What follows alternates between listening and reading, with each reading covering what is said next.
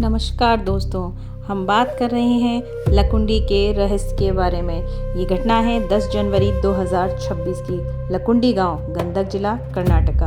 हम बात कर रहे हैं एक ऐसे परिवार के बारे में जिसने अपनी ईमानदारी से दुनिया में एक मिसाल कायम की है। नहीं तो आज के ज़माने में जिस तरह से बेरोजगारी, महामारी, अपराध, पैसे और ज़मीन के लिए किसी की भी हत्या कर देना समाज में एक आम बात हो गई है। ऐसे में आप सोच कर देखिए, एक सामान्य गरीब परिवार अपना घर का जैसे तैसे निर्माण कर रहा था और एक दिन मजदूर नींव की खुदाई करते हैं और उन्हें मिट्टी में दबा हुआ एक तांबे का कलश मिलता है। यह देखकर सब आश्चर्य में पड़ जाते हैं और उसे बाहर निकाला जाता है और जो उसमें से निकला वह देखकर उस सब की आंखें फटी की फटी रह जाती हैं। इसमें था 8 करोड़ का सोना, और सिर्फ सोने के आभूषण ही नहीं, उसमें जड़े थे मोती, पन्ना, नीलम, और इसकी कीमत बताई गई 80 लाख रुपए। सोच कर देखिए कि 500 साल पहले इन लोगों को धातु और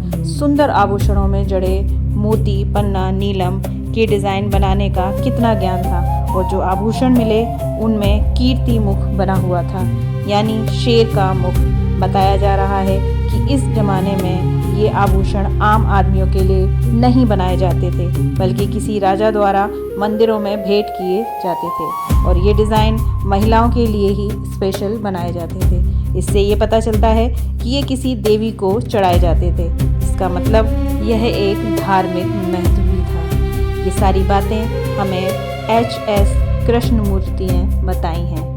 S.H. कृष्णमूर्ति एक अधिवक्ता हैं जो मणिकेरी, कर्नाटका के एक प्रमुख अधिवक्ता हैं, जो हिंदू धर्म से संबंधित कानूनी मामलों और हिंदुत्व के कार्यों में सक्रिय भूमिका निभाते हैं। उन्होंने बताया कि 500 से 600 साल पुरानी ये उत्कृष्ट कारीगरी विजयनगर काल का उन्नत तकनीकी और धातु विज्ञान का ये साक्ष्य भी है। इस नज़रिए से देखा जाए तो लकुंडी गांव एक पुरानी छोटी मोटी विरासत नहीं, बल्कि एक विशाल विरासत मानी जाती है। इस गांव के आसपास के क्षेत्र में पहले भी कई बार खुदाई की गई है। पुरातत्व इतिहासकारों ने सबसे पहले इसकी खुदाई 1953 से और 2013 में भी की गई थी। लगभग आज़ादी के कुछ समय बाद से ही इसकी खुदाई शुरू हो गई थी।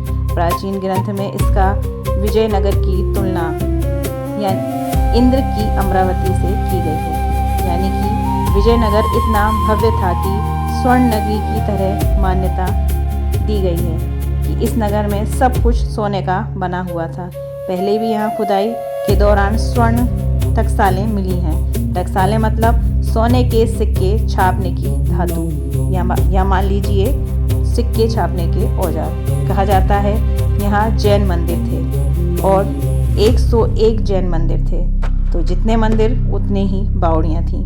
बावड़ी यानी कि पानी भरने के कुएं। खोजकर्ता के मुताबिक यह एक स्वतंत्र व्यापारिक हब था। विशेषज्ञों का दावा है कि वास्तविक और भव्य लकुंडी अभी भी ज़मीन से 6 फीट नीचे दबा हुआ है। वर्तमान गांव केवल उसका प्राचीन साम्राज्य की ऊपरी परत है। आपका इस बारे में क्या मानना है? प्लीज़ हमें कमेंट करके बताइए। धन्यवाद।